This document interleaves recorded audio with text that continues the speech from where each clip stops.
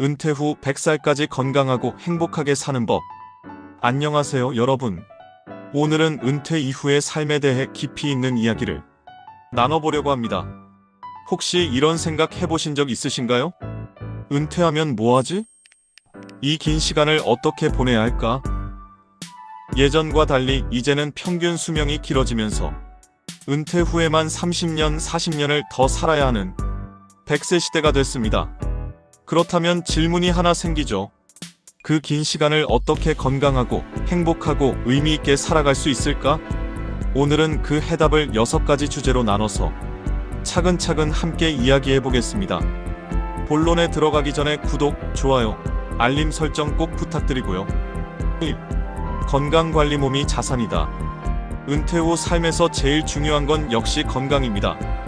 몸이 건강해야 마음도, 관계도, 경제도 다 따라오거든요. 운동 얘기부터 해볼까요? 어떤 분들은 이 나이에 무슨 운동이냐, 그냥 쉬면 되지라고 하시는데요. 조사에 의하면 전 세계 장수 마을 사람들의 공통점은 바로 꾸준히 움직인다는 거예요. 일본 오키나와, 이탈리아 사르데냐, 미국 로마린다 같은 장수 지역에서는 하루 평균 7,000에서 8,000보 이상 걸으며 살더라고요. 근데 걷기 운동조차 힘든 분도 계시죠? 그럴 때는 의자 운동을 추천드려요. 의자에 앉아서 발끝 들기, 무릎 굽혔다 펴기, 팔 돌리기만 해도 혈액순환이 잘 되고 관절이 굳지 않습니다. 실제로 요양병원에서도 하루 20분 의자 운동을 하면 기력이 훨씬 좋아진다고 하더군요. 그리고 식습관 정말 중요하죠. 은퇴 후에 자꾸 과식하고 군것질하는 경우가 많은데 가장 큰 문제는 심심해서 먹는 것이에요. 배고파서 먹는 게 아니라 할 일이 없으니까 먹는 거죠. 그래서 저는 80%만 먹기와 끼니는 규칙적으로 이 2가지를 강조드립니다. 또 단백질 섭취를 꼭 챙기셔야 해요.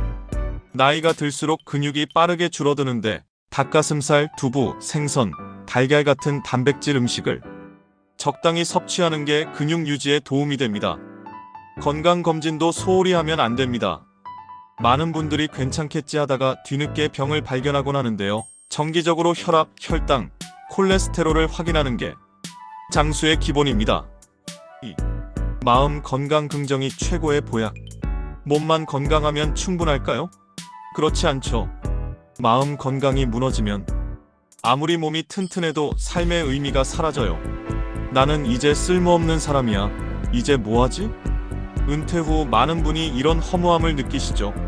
실제로 세계보건기구 보고서를 보면 은퇴 후 우울증을 겪는 비율이 전체 인구보다 2배 이상 높다고 합니다.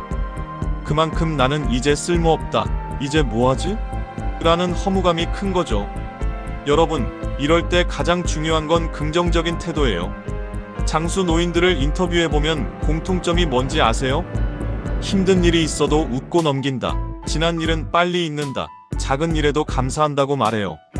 매일 밤 잠들기 전 오늘 감사한 일 3가지를 적는 감사일기를 꾸준히 쓰면 이런 작은 습관이 우울감을 줄이고 행복감을 높여 마음을 훨씬 풍요롭게 만든다는 연구 결과가 있어요.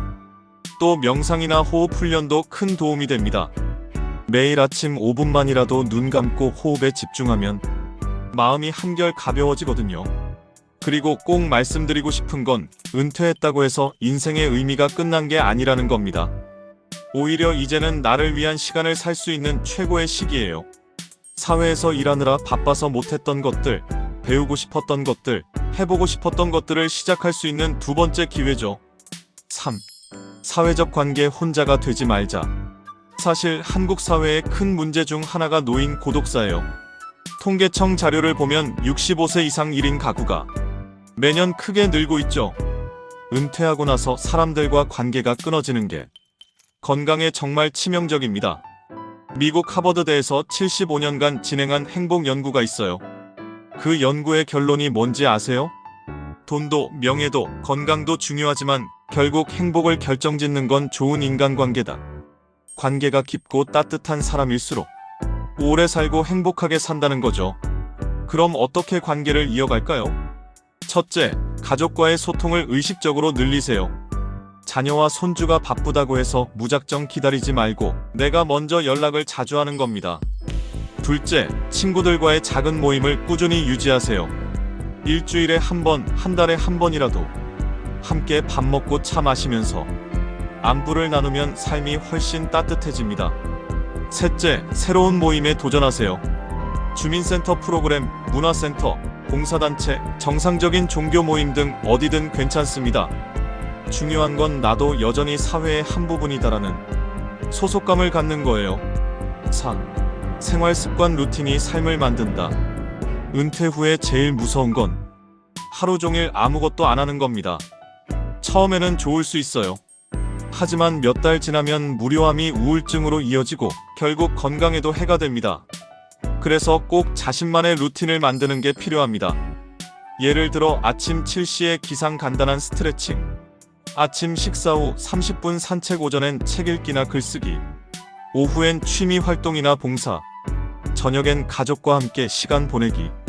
이렇게 하루를 설계하면 훨씬 활력이 생깁니다. 실제로 제가 아는 70대 어르신은 은퇴 후 매일 일기를 쓰고 작은 텃밭을 가꾸는 루틴을 만들었는데 덕분에 우울증도 예방하고 생활 만족도가 훨씬 높아졌다고 해요. 여러분 기억하세요. 시간을 그냥 흘려보내면 삶이 지루해지고 시간을 의도적으로 설계하면 삶이 충만해집니다. 5.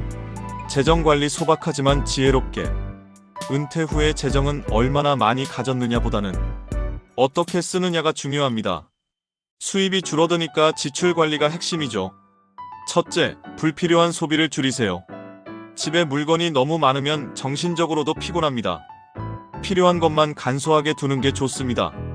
둘째, 돈을 어디에 쓰느냐를 잘 정해야 합니다.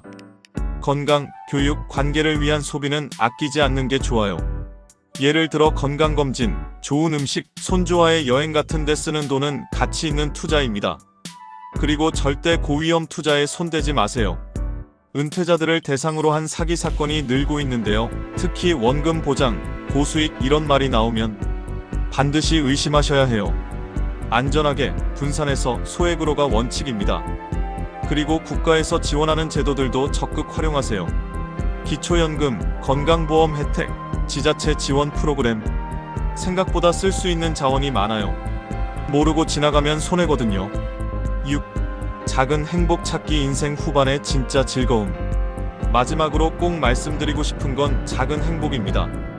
사실 인생 후반부를 행복하게 만드는 건 큰 돈이나 대단한 성취가 아니에요.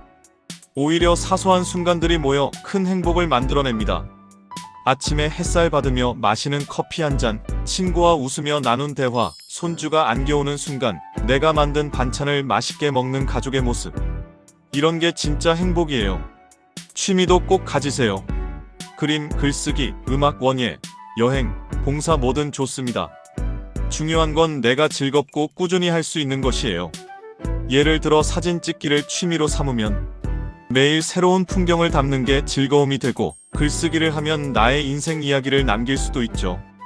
연구에 따르면 취미가 있는 사람은 없는 사람보다 평균 수명이 7년 길다고 합니다. 그만큼 즐거움이 곧 건강이라는 얘기죠.